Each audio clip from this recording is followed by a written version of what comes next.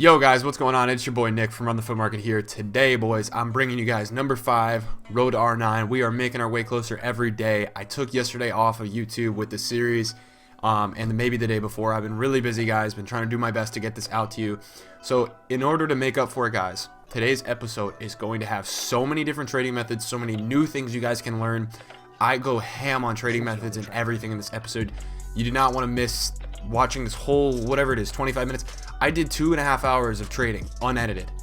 So I went through and I just edited it, obviously, because I don't want it to be 2.5 hours. I think it'll be 20 to 30 minutes because I went hard with the editing.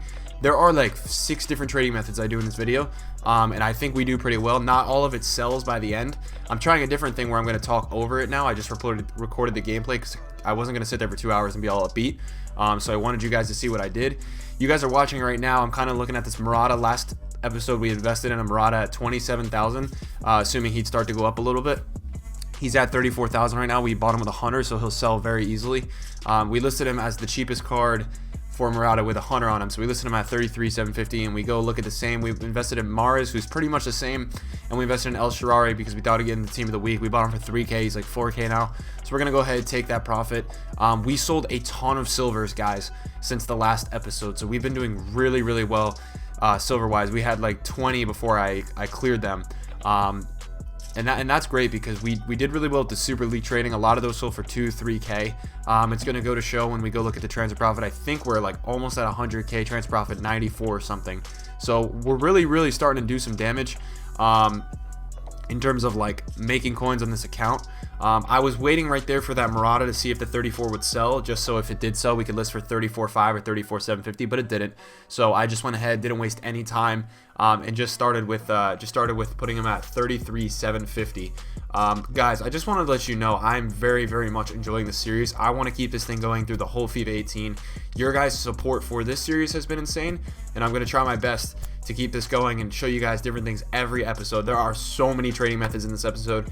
We start off with the bronze pack method, guys, because the bronze pack method I've been doing on my main account, it's been paying absolute dividends. I had a bunch of players from Marquee matchups the other day, and just players in general that could go up for SBCs. It's very important to have them in your club. Here we packed in the first one of the day, we packed a CDM from NYCFC.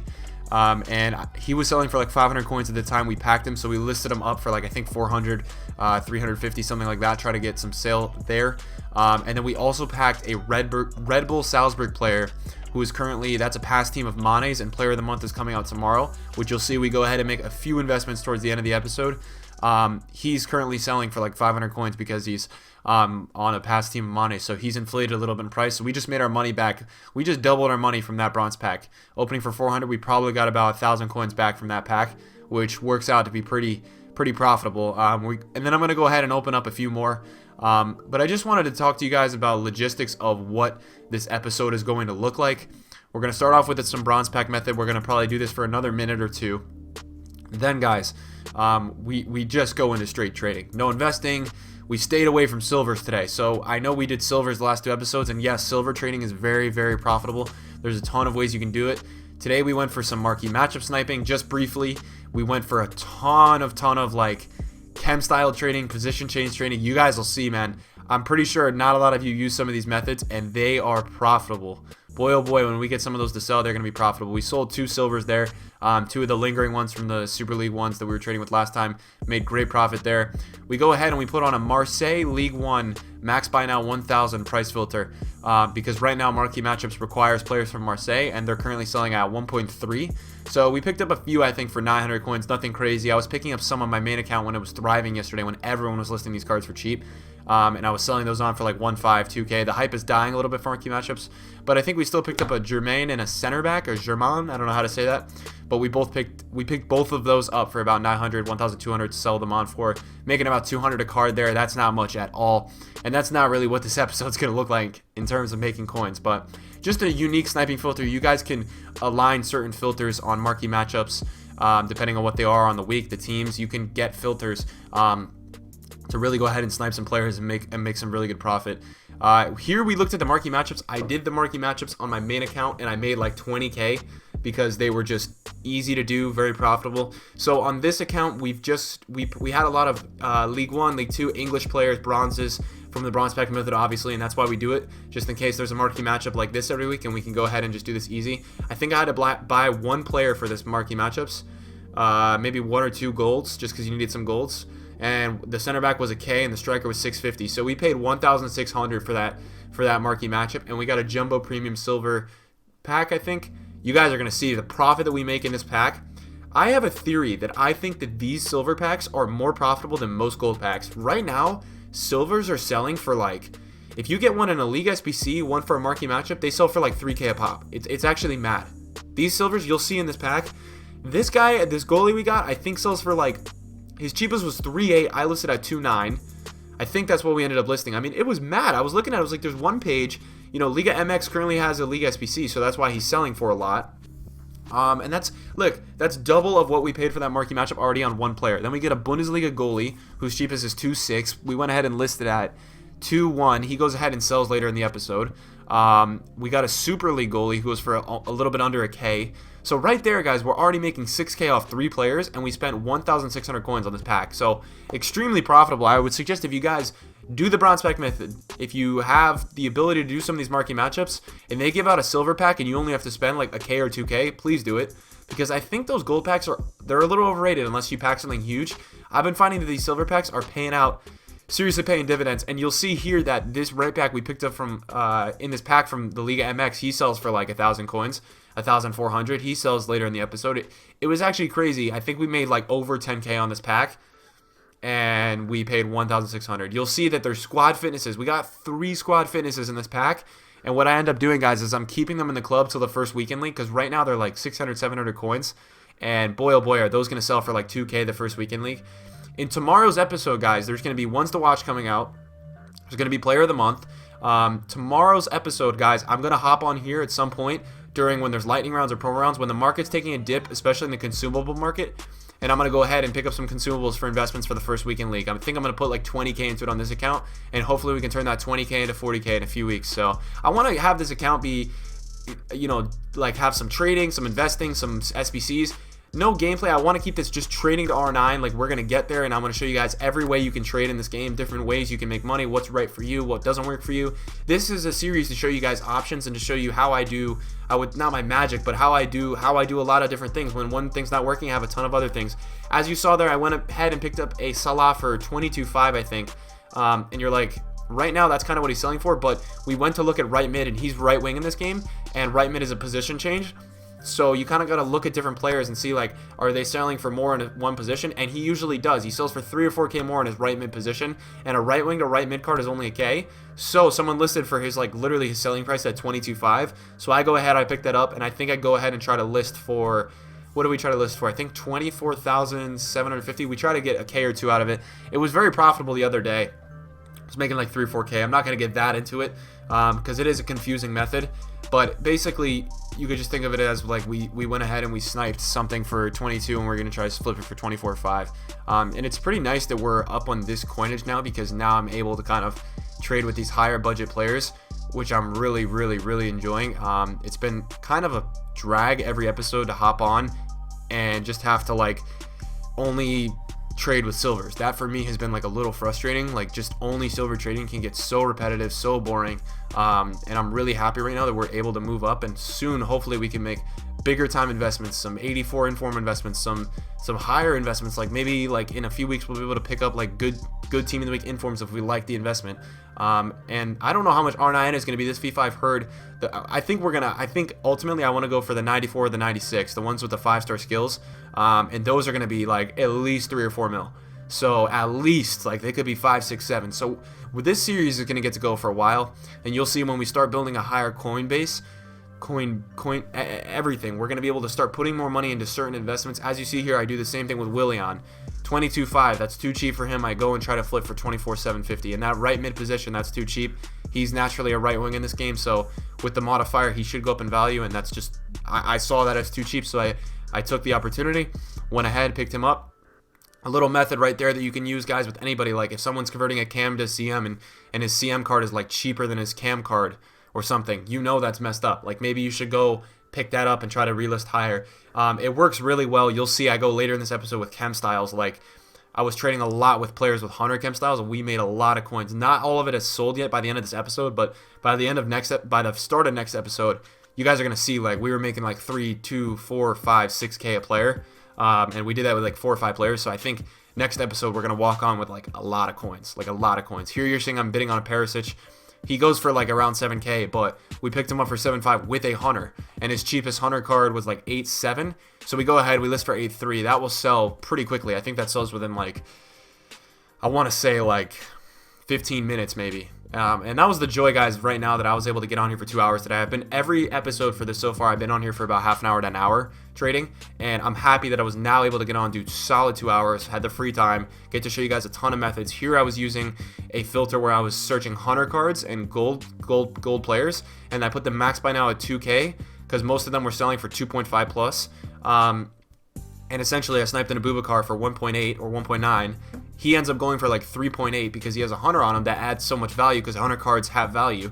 And we were able to double coins on that. Then we sniped a Nying, and now because Nying's not a left forward, that left forward position change thing card gains his value. There was no, I don't think there was any left forward Nyings under 3.5 on the market, and we sniped the Nying for 1.9. So as you can see here, guys, I'm using different filters with the hunter and the position change in players that are, you know, have an added value with the hunter and are going for too cheap or being listed, and you can snipe them. And you'll see we're looking for Abubakar right here. 4K is his cheapest. So I think I list somewhere in the high 3s. An easy way to make coins, guys. You can use these as a sniping filter, and you'll see later in this episode, I actually go into open bids and I start trying to bid on some players with 100 cards. You'll see I found an Andre Gray here for 4.6, and you're like, 4.6 for Andre Gray, like, that's pretty high. That is actually what he's going for right now. BPL strikers are out of this world in price at the time being. And he actually, his cheapest, I think, on the market for a 100 card was like 10K. Like, no one, I think he goes for 5K, and I think the 100 card has such an added value. Like, he was going for 10K, so I tried to pick him up, I think, for around 4.6, 4.7, and I think we end up flipping that for like, we didn't flip it by the end of this episode, but we have it listed as a 3K undercut at 7K to try to get our money.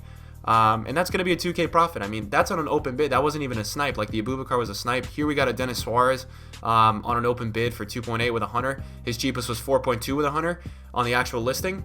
Now his card sells for 2.8, 2.9, but because he had the hunter, that's going to add the extra value. And then we were able to list that for 3.6. I'm undercutting, guys, a little bit because I want these cards to sell. I don't want to mess around. Here, you'll see a prime example. I found a Mahrez with a hunter, but he also had a position change. So I was like, hold on a second. This card is going for a lot more than 4K. He sells for 4K. I'm like, the position change, that right wing to right forward is like 1 or 2K, and then the hunter is like an added 3 to 4K. So I'm like, all right, this card should realistically sell for 8,000 upwards. So I went ahead, I looked at hunters for Mars, what was his cheapest, and it was like 6 or 6.5. Then I looked at right forward with hunter, cheapest was 12K. And I'm telling you guys, people are lazy in this game. They don't want to go buy position change cards to go make him right forward and a hunter card. They don't want to deal with that. They just want to buy the card straight up. They're like, all right, I'll pay the extra K. And you know what? If they pay the extra K, I'm going to get paid out. That's what I'm happy about. And that's why this method is good. I almost picked him up, I think, for this. I got in the longest bidding war with this guy. Super annoying. He kept going back and forth, waiting for me to get down to the last second. Bidding again. I thought I had a really, really sick deal with Mahrez. I don't think we ended up getting him. Just because I think it got up to 6 or 7, and I was like, all right, I don't really want to mess around with this. Mahrez actually sells for like 3 or 4K. So that's when I was like, I'm iffy about that. So I don't think I ended up following through with him. But guys, you can see that there's so much profit in this method because people aren't really going to bid over the actual selling average price of a player. Like, people just don't do that, and maybe they'll pay an extra 200, 300 coins on open bid for a hunter card. They'll be like, oh, he has a hunter. You know, I'll pay an extra 300 because it's probably going to boost his value. I don't think people realize how much more on the market in terms of a buy now price that these players sell for with these left wing, left forward cards on them, or these hunter cards. I even think I looked into later in the episode, we started to look at shadows. That didn't really work, but at the same time, it has the idea of that. Like, I think shadows with defenders would sell for more, but we just couldn't find any really that were on open bid, and most of them were really expensive. You'll see I start to just add some targets here. There's some guys with open bids that have hunter cards on them. Very intriguing to me as a trader. I'm looking at that and I'm like, hey, we can make some money here. Even guys like, I think we put it on Vieto or Correa, one of the guys on Atletico Madrid.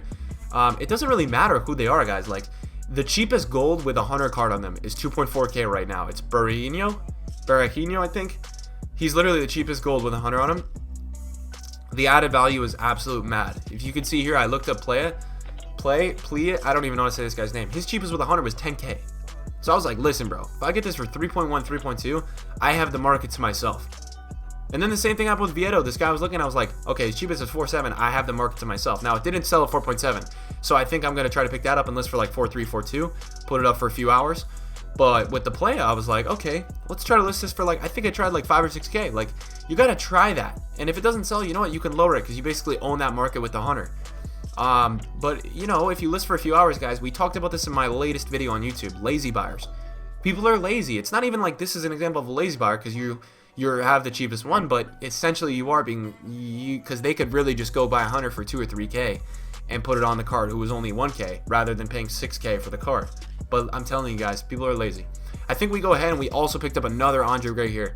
A similar price. We picked him up with a hunter. Obviously, I'm not going to list at the same time because my other one is up. I want that one to sell, and I think the second that one sells, then I'll go back into this watch list and I'll list this Gray. You never want to undercut yourself. If you buy a bunch of one player, you never want to list a ton of them at the same time. If you list a ton of them at the same time, you're going to struggle to sell all of them. And then what you risk is you're undercutting yourself, and then other people start undercutting you. So then none of yours are going to sell. So that's why you want to do this one by one. Yeah, I try to also showcase more of the filters on here. I know some people in the comments have been like, hey Nick, like not all the filters have been on here. Can you explain a little bit more what you're doing? So basically what I'm trying to do, trying to have edited footage of what I was doing, and you guys can see what I'm looking at. Like right now I'm looking at center backs, defenders, right backs, left backs, shadows. But yeah, I mean, I'm trying to explain to you guys kind of how I'm thinking with all this and what I'm doing more. I know that let's be real. The first 4 episodes killed it. You guys killed the likes. They all have like 500 plus likes. You guys are killing it with this support, but I want to make this series even better. I want to produce the best content I can for you guys in terms of trading. I want to show you guys everything I can. I want to explain everything I can. I want to show you every kind of tip I use. Now, guys, listen, I'm not going to put my brain completely all over YouTube and maybe a little bit on Twitch, but I'm not going to tell you guys, this is who I'm buying tonight at this time. I'm buying him at 24, you know, I don't know, midnight. I'm buying him at midnight. You know, no, I can't do that, guys. That's not right of me to do. I don't want to have false market movement. I want to just be a good advocate into showing you guys different ways you can trade, different methods you can use. Now here at the we're kind of getting towards the end, guys. I'm gonna go ahead and make some Senegal player investments. I have a hunch that tomorrow for the Money Player of the Month SBC, there's going to be a Senegal requirement of players. So a bunch of these guys are still discard right now. A lot of the golds you can get them for discard. There's actually, I think it's Doof. He's discard and he's in the Prem and he's a rare. And he's from Senegal. So that's why I was like, okay, this guy's the guy. Like, if there's anyone, this guy's a very good investment because he's discard.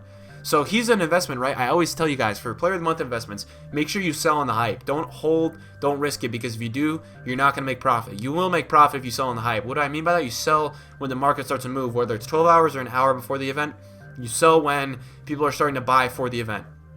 Don't be that guy who waits and then you can't make any coins. But basically, like with an investment like Doof, if he doesn't go up that much on the hype, you can hold on to him and hope he's required because you got him for discard. So worst case scenario, he's not required. You know what you do, guys? You go on, you start quick selling him and buy.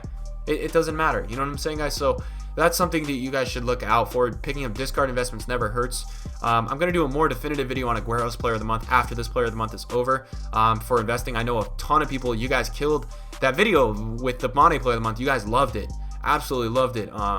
So I'm going to definitely do that for Aguero because I think it helped a bunch of people in terms of what to prepare for.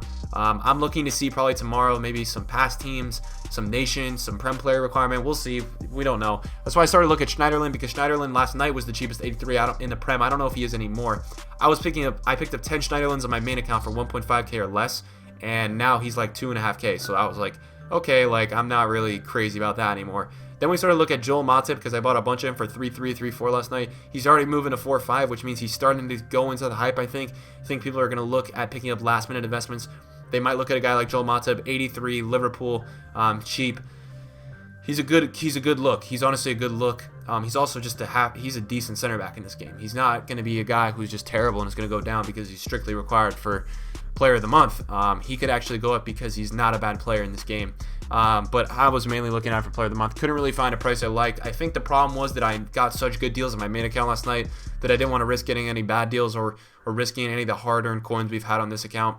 Not that my other account wasn't hard-earned coins, but I'm kind of in the millions now on my other account, so I'm doing more mass investing. So losing a K or there, here and there, doesn't really matter to me as much as here, where I've literally have been doing specific methods for you guys, have been showing you guys a lot of different things and really working hard on this account. Here I went and looked at one of Monty's past teams, which is Red Bull Salzburg, playing in the, I think it's Australian Bundesliga. We try to pick a few up. We add a few to the watch list, start to throw some bids on. Didn't go crazy with the player of the month investing here. I may get on, guys, and if I do more investing tonight, it will be in the start of next episode, which will be out sometime tomorrow night, because tomorrow's a big day on foot. We're going to try to get some coverage there, try to make some coins on this account. If I can get myself away from my main account, I might be tied to making coins on my main account tomorrow. But yeah, guys, like this series has been so much fun. I'm really having a blast. I hope you guys in this episode, you guys get to see some different trading methods. I'm looking at some FC Mets players right now, which is a past club of his as well. I've honestly been having such a good time recording this series. It's so fun to showcase different methods. It's so fun to talk about different trading ways, and it's so cool to see that the trading community is growing right now. I think it's a really, really positive thing for everyone. Like, the trading community is only going to grow more year by year as the more they talk and use squad building challenges. It's a thing right now that's just in. You know, when something's in life, like, everyone wants to go do it. Right now, a lot of people want to get into investing and learn how to be investors, and that's great. You just got to learn the right way. There's a decent amount of people that are good on Twitter and a few on Twitch that really can showcase you guys how to invest. You see here, we're gonna go pick up some more because 650 is discard. I mean, I could not pick that up. That was way too cheap for me. So we end up winning a bunch of those. So we'll have like 5 deuce if he gets, you know, if he's some kind of requirement tomorrow, not specifically him, but Senegal or Prem players from Senegal or something like that. We'll make some good money with him. Thank you guys so much for watching today. It's been your boy Nick. Really appreciate the support, and I'm out, boys. Peace.